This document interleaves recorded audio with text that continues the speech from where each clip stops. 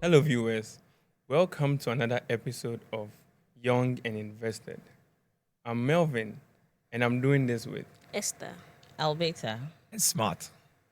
On today's episode, we are going to talk about corporate culture. Charlie, guys, welcome to today's episode. Thank you. I hope we are ready for this. Sure, we are ready.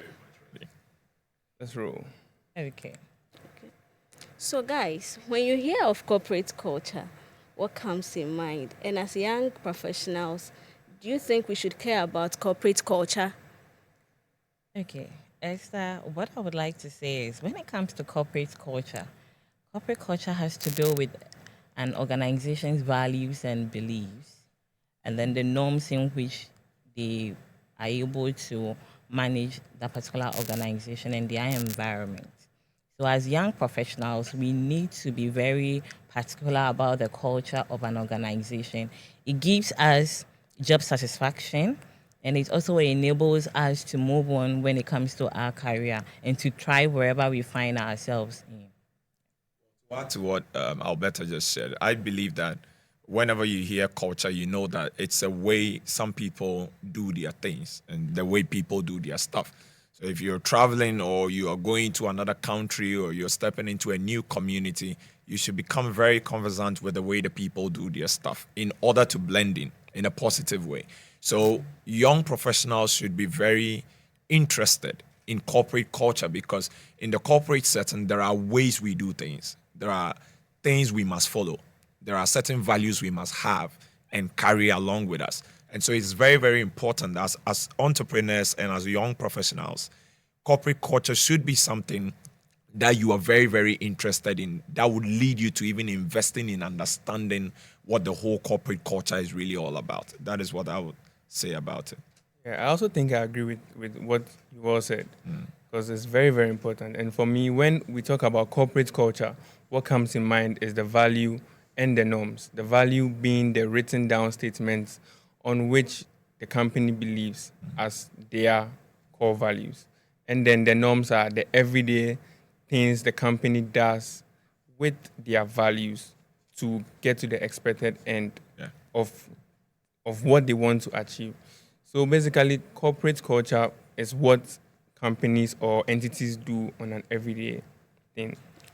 So and also for young professionals, what I think is that if you are new from school and you are trying to start your national service or find a job, it's important to read about the companies and know their core values and what they believe. If you get a chance to even visit the companies and ask questions to know, because the culture will play the biggest role in your stay in the company. That's true. Yeah. So personally, one thing I always do when I'm applying for jobs is to go to their website, check their values, check even their management to see what they really do. So I think it's true. Your success in any organization strongly depends on the culture in which the organization is set in. Yeah, that's true. I think somewhere last year, we went for a program.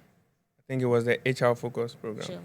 And when we went there, even the way some people dress in their company can tell you the kind of culture and the beliefs and what they hold Exactly.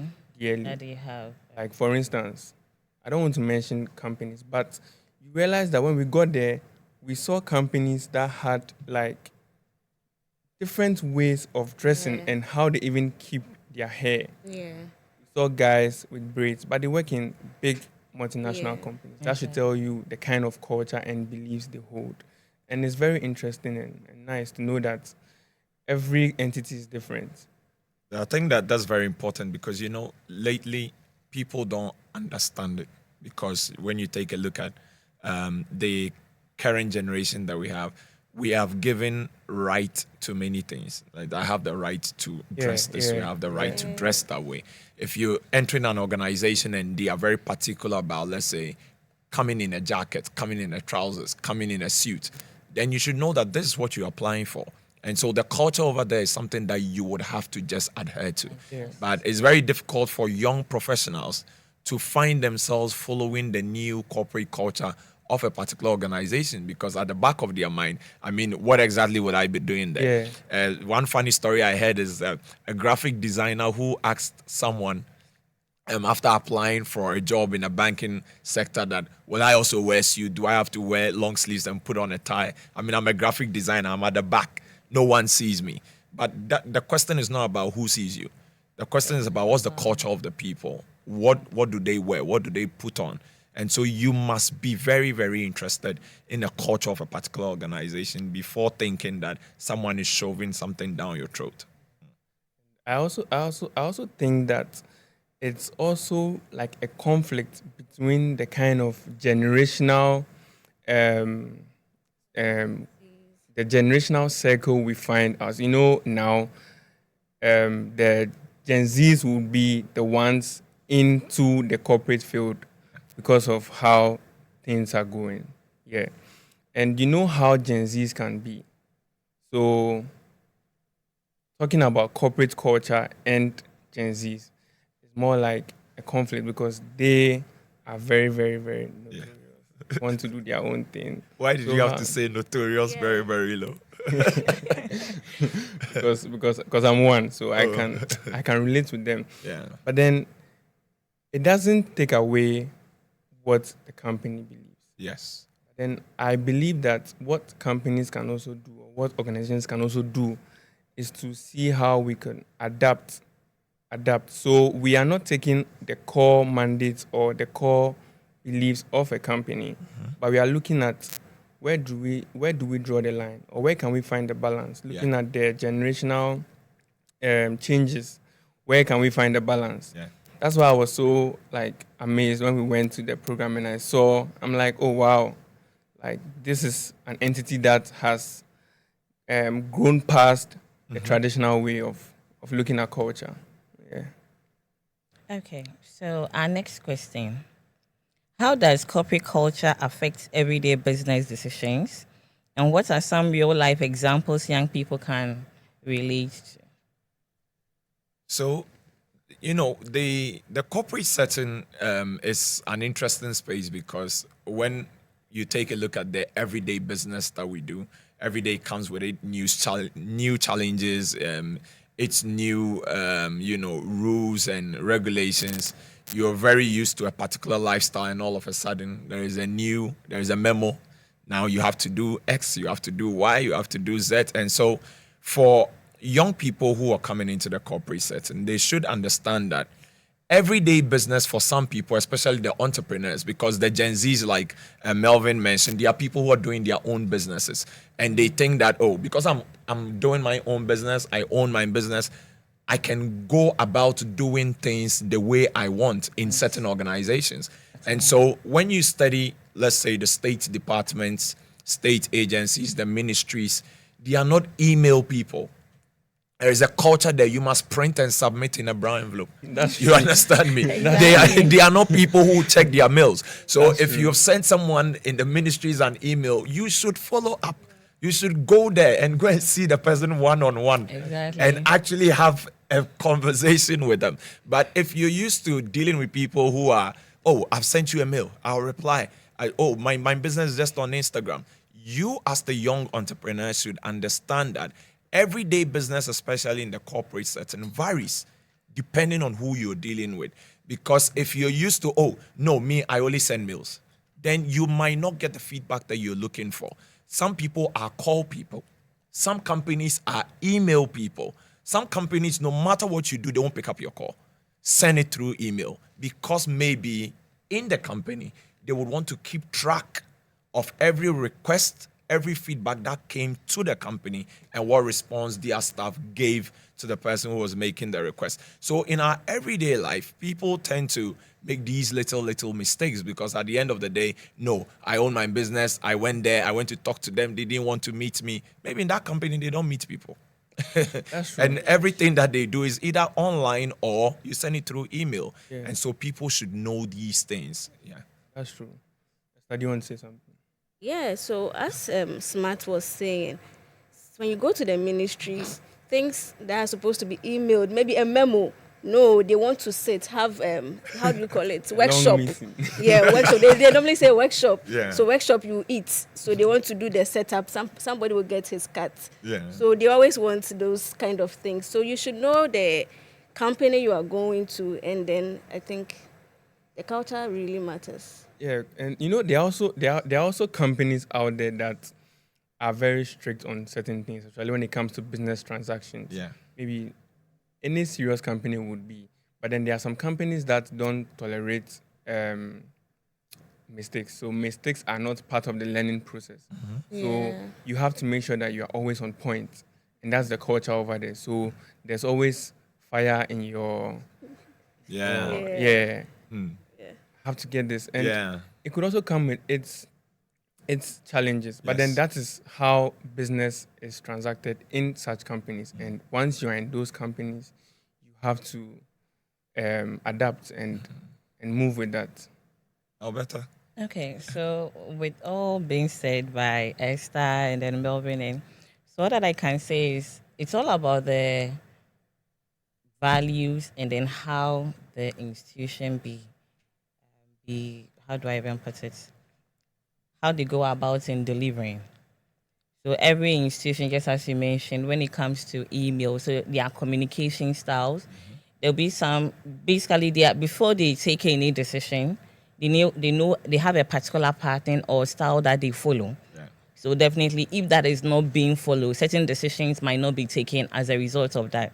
It could be taking risk events or having innovate. You have an innovative idea that you want to send across. There is a structured way that you need to go about before you can deliver. You have to follow through the process. So as young professionals as we are, we need to know the lay down processes and how we need to send things across to be able to get feedback and then proper resolution to our requests. I was dealing with a case quite recently. It's, a lady worked in an international organization, and she woke up not feeling well, and she wanted to work from home, and she just sent her line manager a WhatsApp message that I don't feel well. I want to work from home, and she was queried. Wow. And she was angry and she didn't understand. But there are, like Alberta is saying, Yeah. there are laid down procedures for requesting certain things. It needs to go through a certain line. Someone must be aware. Not that I feel I report to Melvin. So, Charlie Melvin, I can't come today. I'm a little bit under the weather. It doesn't work. Because recently, someone was telling me a very funny story. You know the World Mental Health Day? Yeah. Yeah, a lady sent her immediate boss a message that she needed a me day, so that she didn't come to work because she feels like That'd be her, hard. her mental health is at stake. Wow. So she's observing the mental health day. So it's a me day. So she won't come to work. And so we must begin to teach young professionals and entrepreneurs. Don't just assume that, oh, maybe I am very cool with you. In your previous organization, you could just send a WhatsApp message. Yeah. Your boss will say, oh, that's fine. You can work from home. And so you would carry the same attitude and the same mindset into another organization. And maybe it which- doesn't work it like doesn't that. For work me, like that. that's one thing I like about enterprise. Like, I wouldn't say we are 100%, but we are above the normal. But then I also want to ask, based on what you said. Yeah. She said she wanted to work from home, and then her boss took it out of there. Yeah. So, do you think that companies that don't really allow their staff to do the agile kind of working is a toxic environment? Because I think that we are almost half 2020, from 2020 to 2029. Yes. We are almost half of Halfway it. through. And COVID taught us a lesson. COVID actually gave us a new feel to how we can live in this world now. So, do you think that after all that experience and companies were able to adjust and adapt, do you think that it will be toxic for a company to still allow staff to come to work? Oh, not necessarily. Not necessarily. I think that the agile environment is an environment that actually works very well in the creative and innovative space. Okay. If you're dealing with a very traditional setting, like a banking sector, you can work from home. These are some of the conversations people should have. If you identify the industry you're in, then it will tell how you can go about your work. You can't be at home and cash out my money for me. I can bring my check to your house. But for people who are able to work from home, maybe like you find yourself in the insurance space, you need to go to the field, speak to a few people, give a report on whatever that has happened. You might not necessarily have to be in the office to execute some of the tasks that have been placed on your table. But there are certain people that when they find themselves in a particular space, they can't do without a waterfall. You must be there. You must follow the traditional method. You must hand over a paper to another person to sign. Like in the purchasing, supply chain, you cannot say that you supply my goods online. Like those kind of things. Yeah. Though the request is made online, someone must pick the item and put it in the truck to be delivered to you. You understand me? So you need to really understand which industry am I in. Which industry am I in? Is it an industry that allows for, this agile environment, the creative space, the innovative space? Imagine you're in a theater industry. Okay. You can't rehearse on Zoom. You understand me? Yeah. And so there are some arguments that will just fall flat because there are certain industries that do not permit that when it comes to the brainstorming, let's read over our lines, we probably can do it on Zoom. Yeah. But when it comes for us to act and rehearse, you can't say that you do yours from Takrade. Yeah, How do we get the best out of the material? So it may not necessarily be a toxic environment because there are certain environments that afford hybrid. You can do this and do agile at the same time. Yeah. And we saw that, like you said, the example you gave about COVID, that's perfect. I have a very, flexible kind of working style. I run 2 days at home, 3 days in the office, and my bosses are okay with it because whatever I am doing as a corporate business manager, I can just report from wherever I am. If I need to jump on a meeting, the Zoom link is sent. We jump on it and we discuss, and everybody goes their separate ways. So let's not be quick to call something a toxic environment, especially if you don't have an understanding of how that industry works. Yeah, that's true. Takes us to our next question. Can young professionals influence corporate culture? And if so, how can they start making an impact early in their careers? I think Melvin is that young professional. Exactly. That is one of the Gen Zs. How do you So think you can influence the... So I think that you should be open to learn and know how things are done in the company. I agree with you. Yeah. Then the next thing you can do is to be more, should I say transparent or more bold enough to take decisions through your boss or through who you report or through who you see that there's a solution to whatever you are thinking. So more of the young professionals, one thing about this generation is that we are very creative people. Very. Very, very creative. Very, very. I think the late millennium and Gen Zs are not far from each other. It's just that Gen Zs are the extremes of who they are. Mm-hmm. Yes, so we are very creative people. It will shock you that the kind of ideas that a Gen Z can bring would really, really, really, really transform an organization. Sure. So what I want to add is, we can never do away with what the particular institution's values and beliefs are. That is one thing we need to know. We can't just do away with it. Definitely, they'll be having their core values. You have their laid down processes, laid down procedures, how to even engage their staff activities and all that.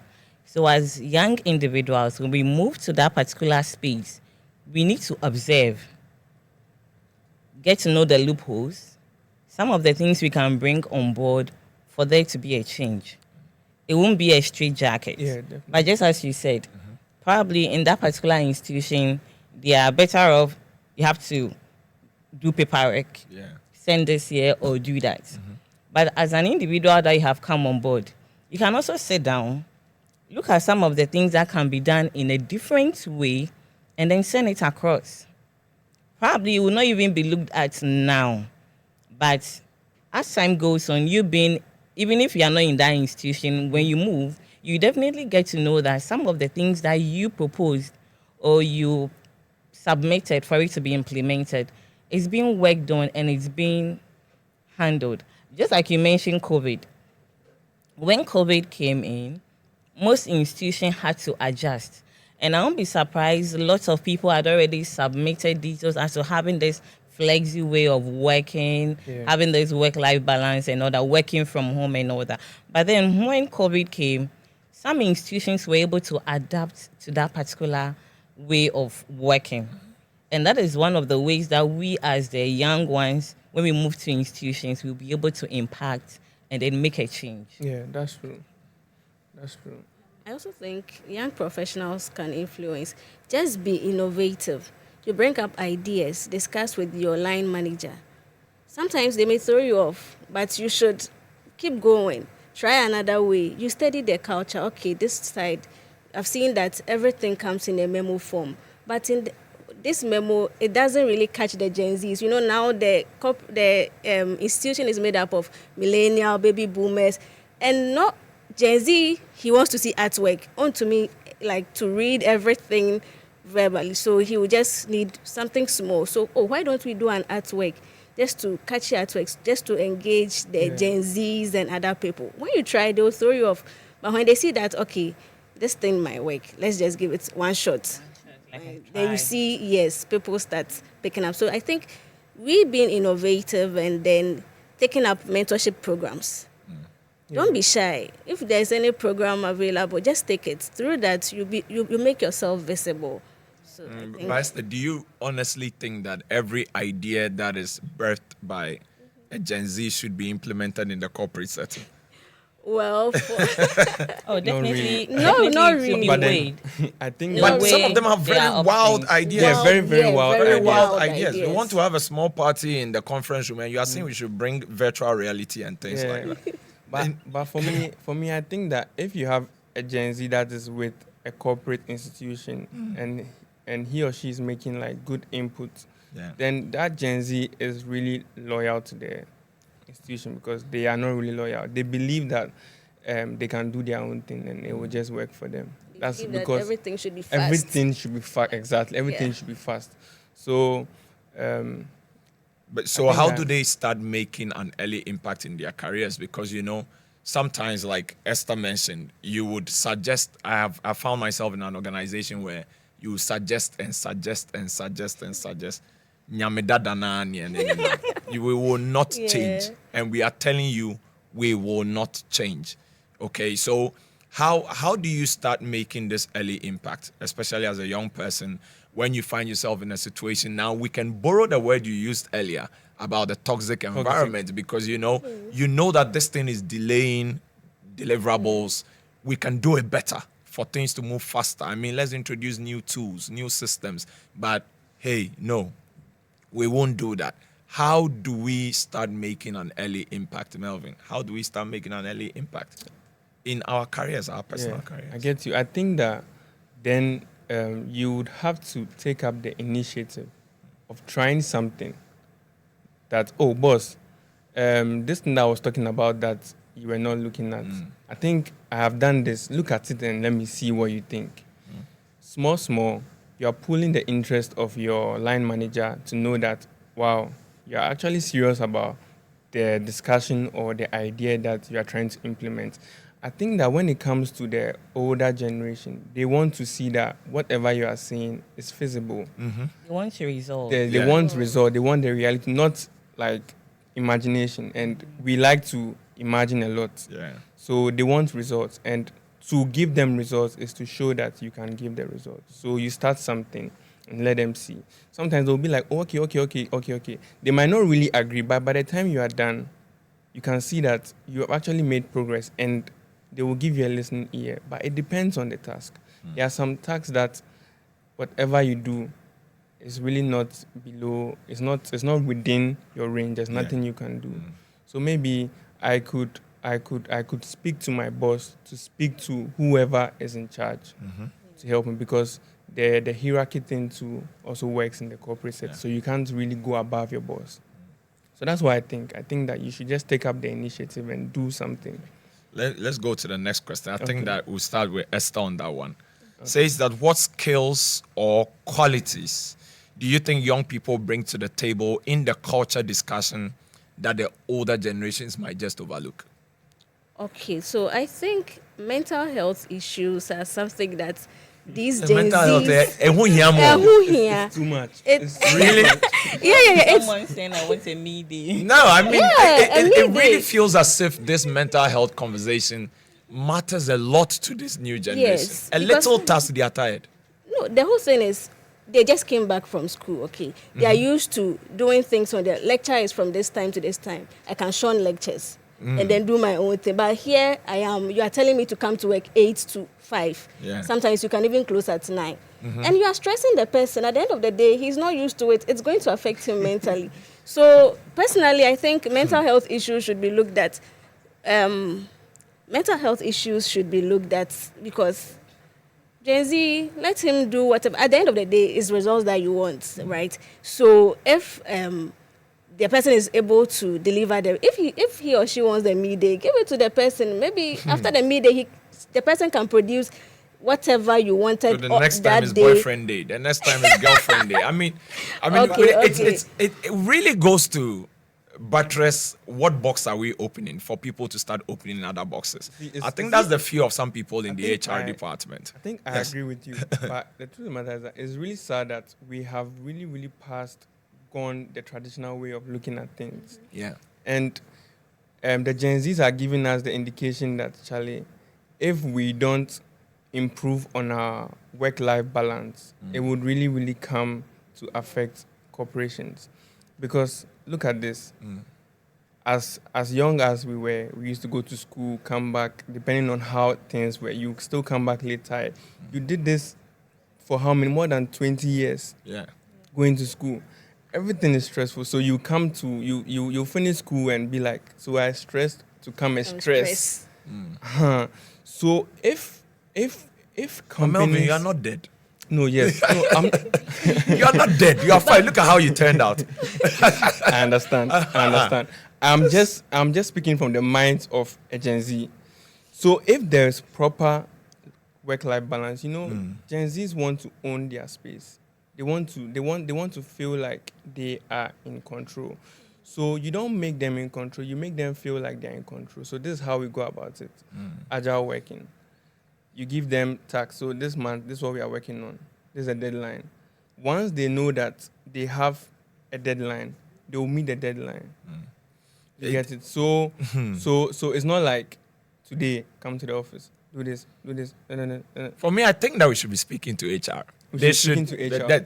Personally, I think that we should We be have HR. speaking to the human resource department. And this is why.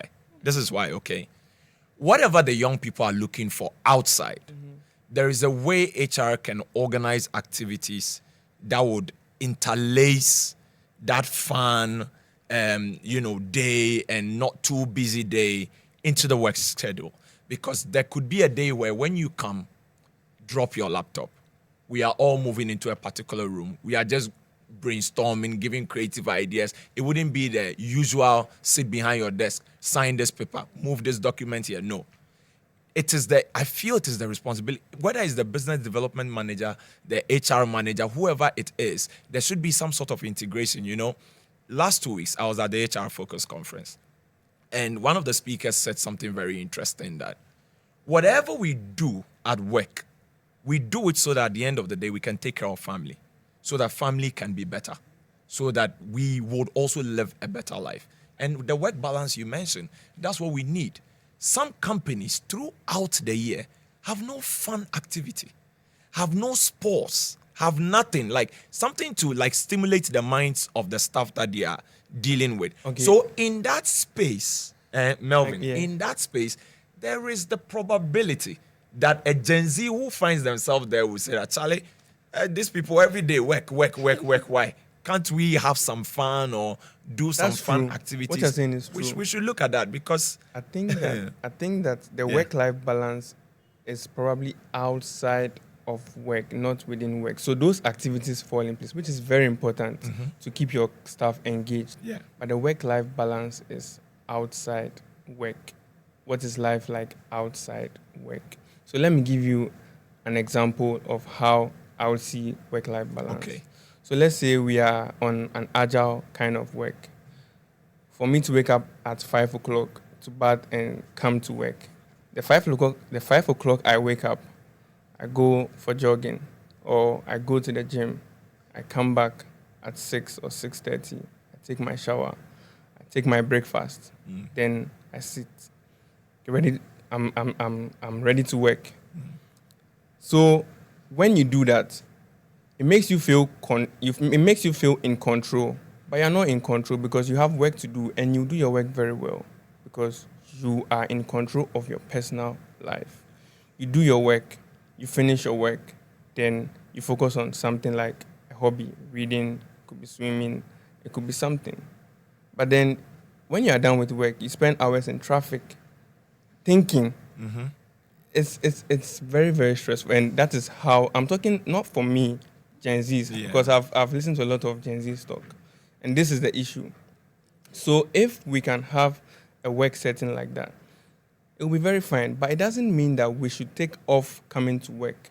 So as you said you do a 2-day Yeah. working from 2 days home, at home, 3-day. in the office. Fantastic. Yeah. Fantastic. But you see, not everybody will be privileged to work in an organization like mine. But the other side of the coin, I hear you. But the other side of the coin, I would even ask Alberta. So, why do you think some managers or line managers do not really approve so much of this work from home? Because many a time, we have seen that when people join Zoom, they are not really there. You can mention a name and mention a name and mention a name, and the person is not there. And to them, I'm speaking from a manager's perspective, to them, they feel like we are not getting the results. So now I want to see you. Even though it might be like you are putting up a facade, we are all in the office. Maybe we are not doing anything, like you said. At that moment, there is no work to be done. But we just want to see you in the office. And some companies, you know that by 2, you are done with the work. But they say, no, sit here till it's 5 p.m. before you leave and go home. That's where we have the issue of people complaining about. It's stressful because sitting down and not doing anything is even annoying in the first place. So why do you think people do not want to approve of all these hybrid system, agile system, let's work from home? Because Sally will be having a meeting and someone is in the pool and you can hear splashes of water on the Zoom call. So with this, what I would say is, sometimes as I mentioned earlier, some of these ideas were projected way back, but it wasn't implemented. Yeah. But when COVID came, it was implemented. It was not just implemented, but it was monitored as well. So you've been given a task. Do this within this stipulated time that we are expecting it to be done. But per our own checks and findings, we noticed that you are not doing as expected.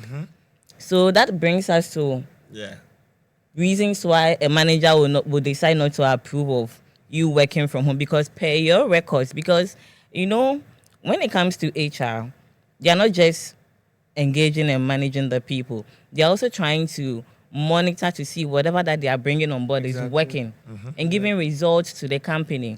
And we should remember the company also has its values and beliefs that needs to be followed. Aside we trying to be flexible, we need to also achieve our goals and then get to a specific height that we're expecting.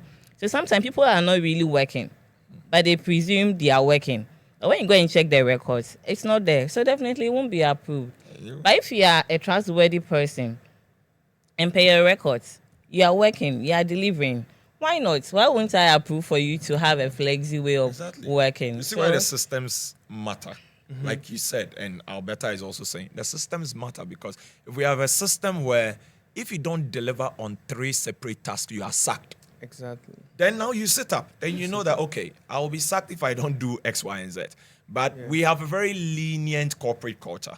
sometimes a line manager wants to beg for you, a pastor wants to beg for you, your father wants to come and beg for you. So the person who wants to sack you is thinking, oh, I go to the same church with you. I can't just sack you. I'll see you on Sunday. All of these things affect the company. That's true. Because the company wants results. We want to be productive. We have a vision. And we are not even an inch close to our vision.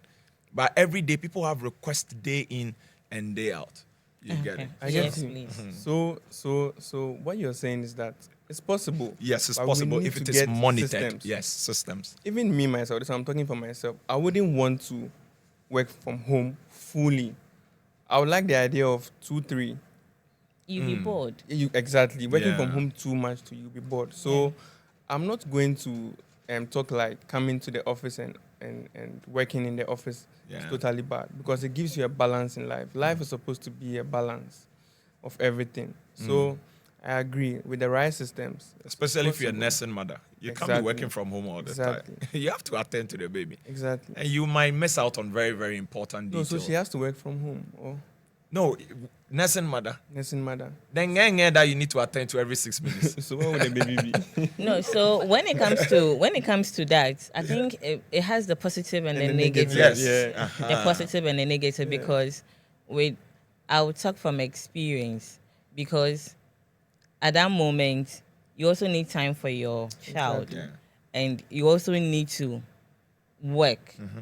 So you can have that flexibility. Well, my Yeah. company can bring your child to work. Oh, okay, that's I nice. think currently we My also company have can bring your that. child to work. We also have 2 ladies who have their kids with them all the time. Oh, okay. And other colleagues support them if they need to do something. One takes the baby off your hands, you attend to the work that you need to do.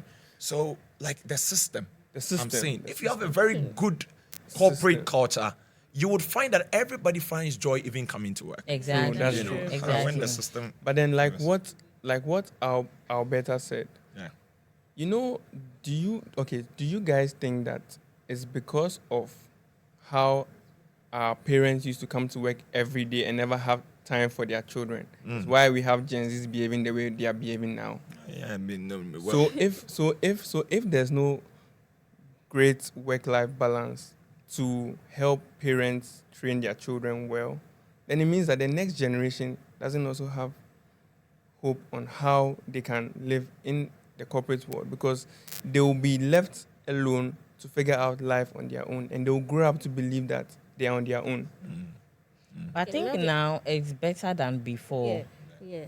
Culture, as they say, is dynamic. Yeah. It changes. So it changes. Now that we've seen that people want to work, have babies at the same time, you go to some institutions, they have nurseries, they have breastfeeding areas and Yeah. all that. They are trying to incorporate such stages in life so that it wouldn't affect you. You don't have to stay home to take care of your kids, but you can come breastfeed. As Smart said, people are there to help you. So you see, so culture is dynamic. So we have to try to change. Not like our parents' time, they have to go and all that. So I think Okay, so then it takes us to our next question. Have you ever worked for or heard about companies with poor culture? And what were the red flags? And how did they impact the business or its employees? So any company with such.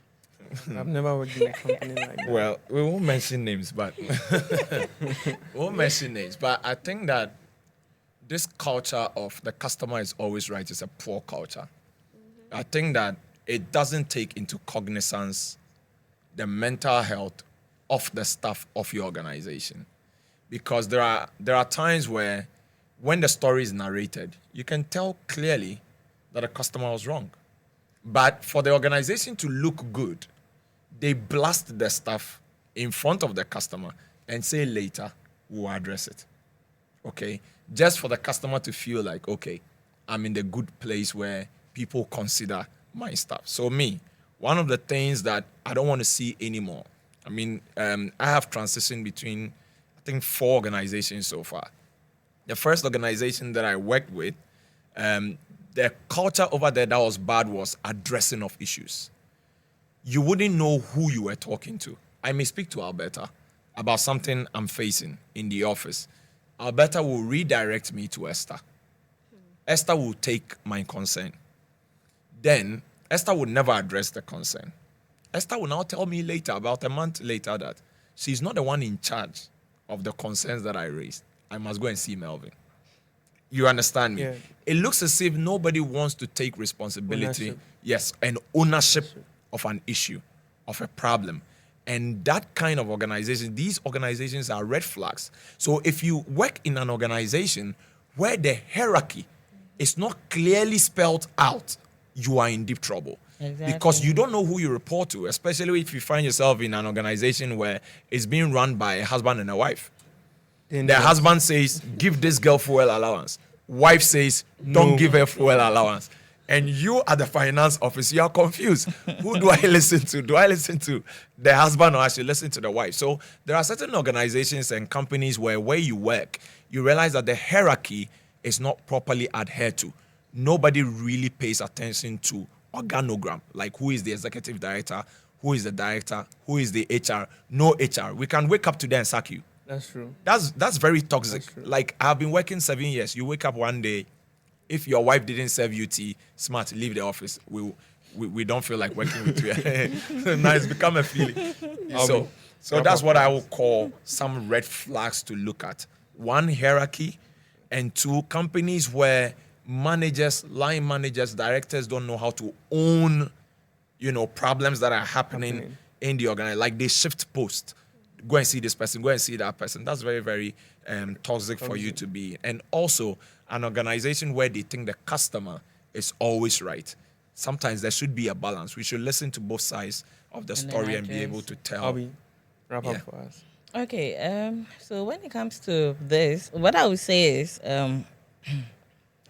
when it comes to organizations that mostly have this kind of poor culture, one, there is lack of transparency. Certain things are being hidden. You don't know much about what is happening. You don't have a specific lay-down process and procedures for you to go about things. And then second, we have lots of high turnover. There is no job satisfaction for the people within that particular institution. So we need to look out for some of these things that I just mentioned for us to be informed. Like company rewards.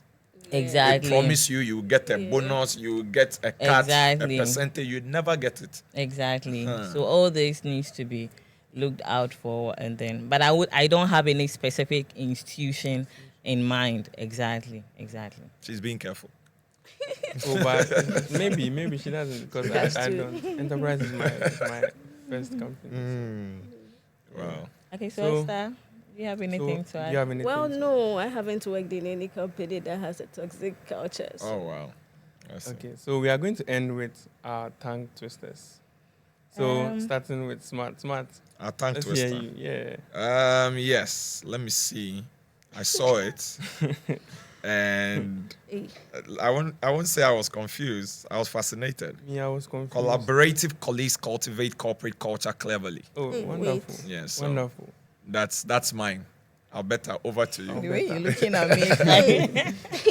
Okay, wait. Let me open it up and then try my best. Okay. If you can't see, I'll give you my phone. No. Let me try to open it up. Okay. Collaborative colleagues cultivate corporate culture cleverly. Okay, You so try. I guess, You try. Try. okay, so I guess it's my turn. Okay. So collaborative colleagues cultivate culture. Collaborative colleagues cultivate corporate culture cleverly. Try. You're almost through. Okay, so I'm last. It's your Yeah. turn. Yeah, your Let's turn. try. Okay. Collaborative colleagues cultivate corporate culture cleverly. Okay. Guys, Awesome. thank you so much for Okay. coming on to this episode. So viewers, here brings us to the end of our episode. I hope you enjoyed it.